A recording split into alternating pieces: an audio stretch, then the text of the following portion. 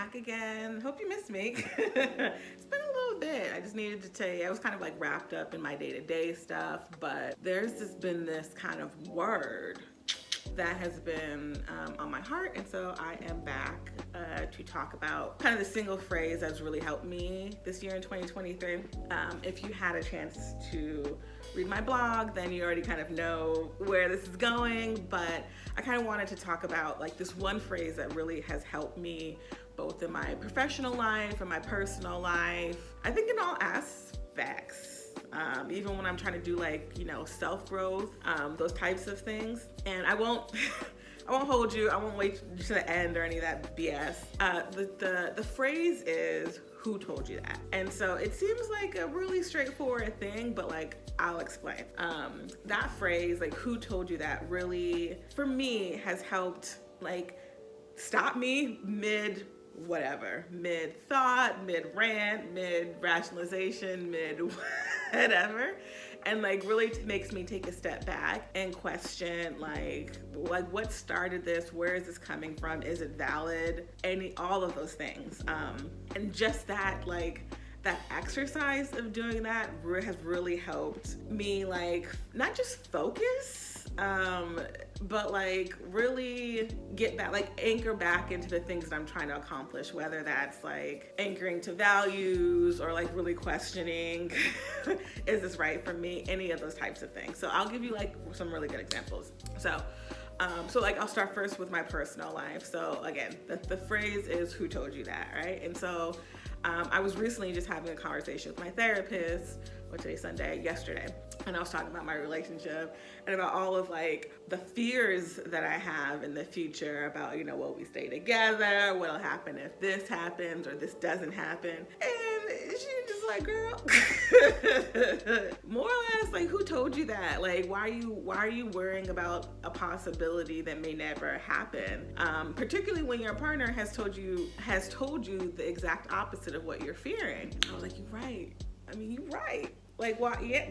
There's nothing that I could like counter to that. This also kind of comes up like when I have like had hard conversation with friendships, for friends, and being, being honest and being like, this friendship isn't going the way that I want to for one reason or another. And then being like really anxious about how are they going to take it, like, are they gonna yell at me? Are they gonna get upset? Are they gonna feel, some type of way? And usually those feelings would kind of keep me from not doing that thing, because I want to make sure, like, I don't want to cause people harm or have any type of bad feelings. And so I really keep that in mind. I don't want to say like I censor myself because of it, because like I do have the conversations that need to be had. I may just not have them as quickly as they need to be had and those types of things, but like I will still at least have the conversations. But nevertheless, let me digress. So like another good example about a personal, just like giving myself excuses of like, I don't have time to do the things that I care about. I have to just do the practical things. And again, like, who told you that? Like, who told you that you have to prioritize the quote unquote practical things? You can't prioritize the fun things, the things that you enjoy in life. Because even when you think about like the more or less life rat race that we're all on, all of these are learned behaviors, right? Like someone told you that this was the case, or someone, heavily implied through all of our, conditioning and blah, blah, blah, that this is what you have to do. You need to now go to college, you now get a degree, blah, blah, blah. But like when you really think back to like who specifically told you that thing, and is it still a valid opinion for you? Like that's when you start, that's for me at least, when I start to be like, you're right. Like I don't need to get married. I don't need to have kids. I don't need to have a relationship look this exact way. I don't need to work 24/7, or like even what they did tell us about like work really hard. I don't want to work hard no more. Like I truly and honestly have like manifested the soft life. I've worked hard for a lot of years, and it's not that like I can't do it, I don't value quality work, but like the reality is like, why do we have to work hard? Why can't we like work well or enough to get the job done and to live well and enjoy this life that we have in front? Anyway, I digress, because we could probably philosophize all that stuff for a little bit more. But anywho, so like literally when these examples come up, and I start to feel myself like getting anxious or twirling and spinning on like this thing that's just in my head, I legitimately sit down and ask myself, who told you that? And then wait for my like mind to answer me. I mean, we be having full on conversations, and sometimes quite frankly it's needed, because like I'll ask myself, like, why am I anxious, to like really get to the root of like what is causing my anxiety or something like that. But again, I digress. So I'll sit and wait and get an answer. And if there is no answer, then that's enough for me to be like, all right, well, I can't take whatever this thought is as fact, right? Because it's just feeling. No one told me this. There's no data behind it. There's and so let it go. And it doesn't always work, mind you, right? But it does work a lot of the times to at least help start that process of like, just like letting it go, but also just recognizing like when you're starting to like, I won't say go off the deep end, but when you start to make something out of nothing, which I think we all have the capacity to do. So like another good example in this time in the work life. So like I wanted to be able to like show you how this one phrase, like I said, I work in all parts of my life, so personal, professional, but then also in my day-to-day role as a PM. Anyway, so back to the work situation. So very similarly, like I'm a manager, I've managed people for the last couple of years. And so there's times where you have to have really hard conversations with them about performance, if, you know, unfortunately it gets to the case where you have to let someone go, all those types of things. And trust me, I get all the anxiety. I take on all the potential emotions and work myself way up to the point where like, it's just ridiculous. But these like last couple of times I've had, and ever since I've used this phrase to kind of help me center, I like the conversations never turn out as bad as they do in my mind. They tend to be actually like no big deal. Like for instance, I had this one person that I had to like legitimately ask, like, I asked you to do A and you didn't do A. Why didn't you do A? And I was coming up with all types of scenarios that they're gonna like get defensive, that they're going to like yell at me or just like get snappy with me, and then that's gonna force me to do something else. And I was just like, what happens? Like, what are they gonna say? Because I needed to make sure I held them accountable, right? Me as their manager, like that is part of my job, is to hold them accountable, particularly when I ask them to do something like on a clear time commitment. And so I phrased it so like, why didn't you do the thing that I asked you to? And I tried to leave it a little bit open-ended, and then they were like, you're right, I didn't do it, and there's no real excuse. And I was kind of like, oh damn, okay, well. Well, we need to talk about that. The fact that she didn't do it. But like the way they took it, they weren't defensive. They called out like there's no real excuse, I didn't do it and I should have done it. And it gave us a point to like really dig in and be like, okay, like, well, let's talk about like, why didn't you do it? Were you confused on the ask? Did you not know how to go forward? Blah, blah, blah. And then when it came down to was that like, they didn't exactly know how to execute what I asked of them, and they just hadn't shared that with me. And so I was like, fine, okay, well, we can do this together then. I will walk you through it, how I do it, and I'd be open to hearing how you may like have maybe a different journey to get to the same end path or end reason or objective or whatever. But like it ended up turning into not just a good conversation, but like a moment of like a bit of bonding, I want to say. And that's kind of what I mean. Like it kind of ended in a way much better than I had expected, because my head was all over the fucking place, right? So tough conversations with peers, with your boss, because there's a lot of those as well that I've had in my career, with employees, all those types of things. Like being able to kind of calm down your nervous system a little bit, because we all know, like as people of color, as women of color, they're gonna take whatever we say in a different lens, or it hits differently than anybody else. And so like that likely is what goes into, at least for me, goes into a bit of my anxiety, you know, of afraid, maybe not afraid, but of being like prepared to be labeled something that you're not, or for people to take it out of context, or for people to like have an excuse to be like, see, this is what I'm saying, she's difficult to work with, all that BS, right? But coming back to like, who told you that? Like, who told you that this person was going to act in this way? Have they reacted in that way before? And then think about the positive situations of like when that didn't happen,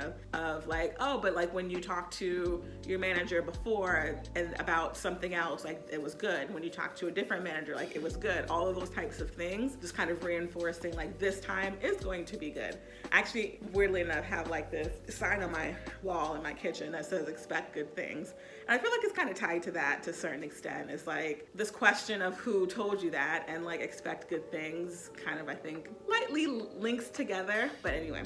And so like the last example that I wanted to kind of talk about is like, what does this actually look like in my life as a PM? So it's really simple, because like this phrase, you know, who told you that?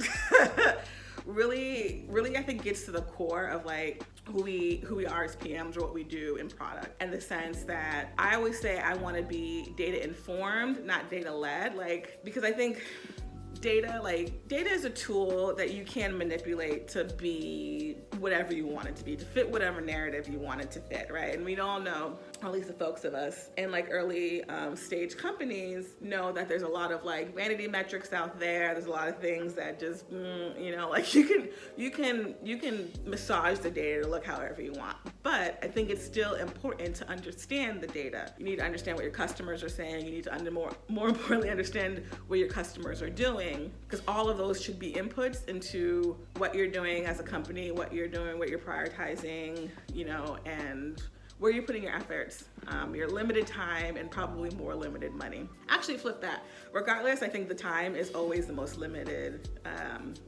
aspect, in my opinion. In any case, and a good example of in my recent life is where I had this client who wanted to prioritize something, you know, and to me it didn't make any sense. And so, like, you know, me asking the questions of, one, what problem are we solving? But two, but who told you that this was a good idea? Because it was just like, you know, client, we should do this. And I was like, okay, but who told you that? Did it come from customers? Did this come from user research? Which is a very big proponent of why I love user research, because it's super integral to a company's like strategy. In any case, did customers tell you that? Did your data tell you that? Meaning like your product behavior? Were you seeing people doing something in the app or in the website that then led you to believe that doing X, this new thing that you want to do, is going to increase your X, Y, or Z? Is it like market research? Did a new study come out? Did a new regulation come out? Are you seeing something from our competitors? But it still should link back to something like, who told you that? And if you get into a situation where like you're asking this question and people don't have an answer, like that to me is a little bit of a red flag, because that tells me you need to validate this idea before you prioritize it and put in any effort behind it, and validate it in a very like lightweight way, quickly, but lightweight way. And I think people tend to lean too much on like, well, this is what we just have to do, so we have to build it. And it's just like, I'm sorry, there's no such thing, I feel like, in technology, like, and build it and they will come. Like, you got to be solving somebody's problem, and it should be led by data, because again, what I say, time is the most valuable resource, right? And I think that question of who told you this, excuse me, okay.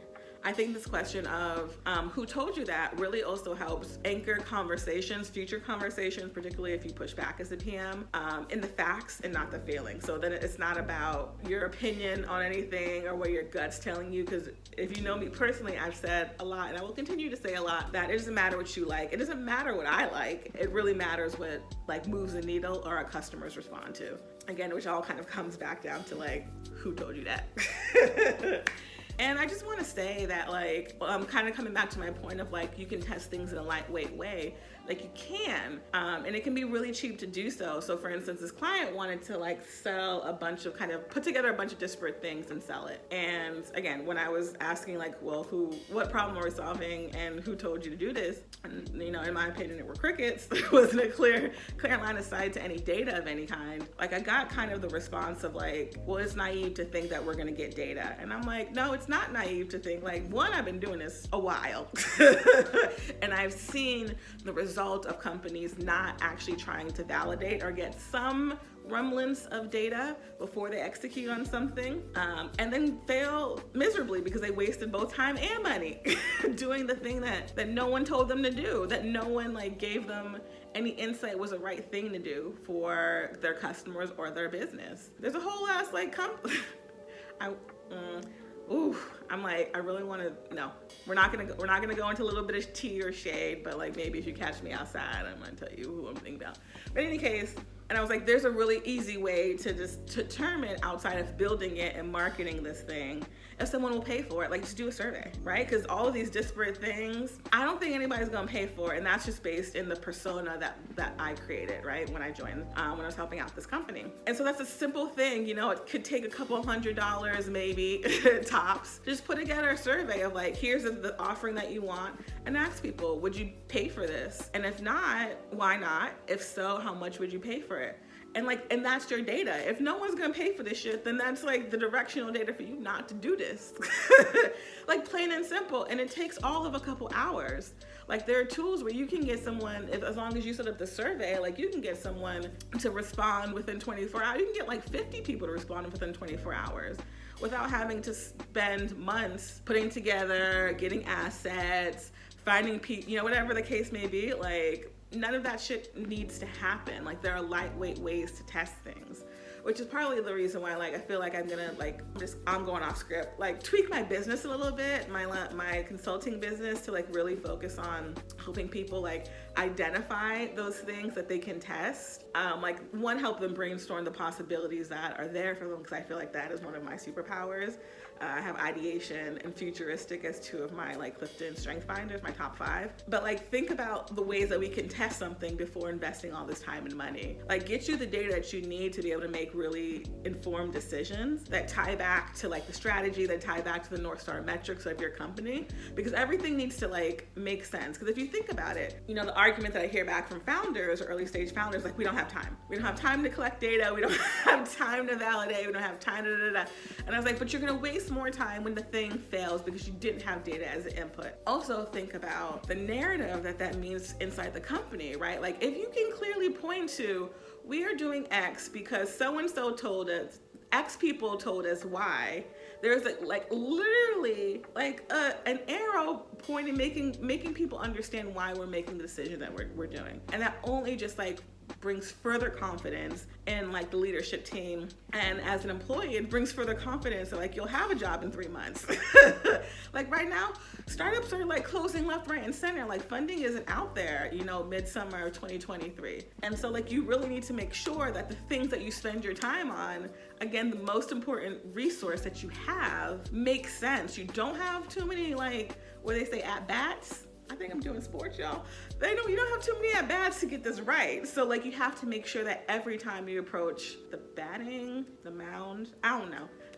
I was trying to sport, I didn't sport.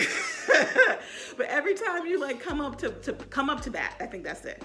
Every time you come up to bat, like, you have de-risked that, and you have done all that you can to validate that this is the right move forward. And it can't just be like reactive and well, this is what has to happen because of, I don't know, but no one told you that, right? No one of note or value. And I will discount investors as like a valid, who told you that? To be honest with you, again, I'm not a VC. I was gonna say I'm not an investor, but I am. But I think of myself more as an operator, right? Listen to other operators who have done this thing, but don't listen to people who have not done this thing. Like actually been in the trenches, actually haven't been in the trenches like in the last 5 years. Because things change. One, you forget like what it feels like to actually do the things. And so much has changed within a 5-year time span. Like 5 years ago, the market looked completely different. Our reliance on social media was completely different. This was, again, before the pandemic. Like, life was just different 5 years ago. And it will be different 5 years from now, right? So like, you really do need to, like, the people, you have to really qualify and discern, take the discernment of the people that you're hearing from, understand the motives. A lot of them like probably have good motives, but like, if they just don't have the right expertise or like the right context, then like, I just wouldn't, again, my opinion for you, at the end of the day, I just want to help y'all out. I just really want to share the knowledge that I have, whether it be more life or more like really tactical product, early stage startup stuff. Anywho, this video has gone on longer than I expected. I thought I was gonna get in here and get out really quickly, and here I am 20 minutes later.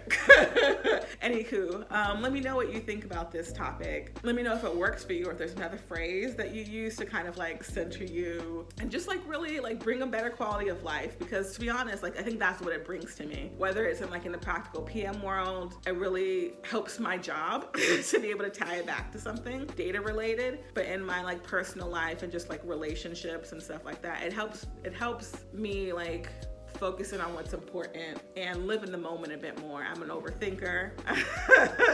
I'm the futurist. This is the part of the futuristic part of me that's like negative, because I'll be thinking 17 steps in the future. And me using this phrase brings me back to the present, which in a lot of cases is like where I need to be. All right, well, until next time, have a great one. Talk later. Bye.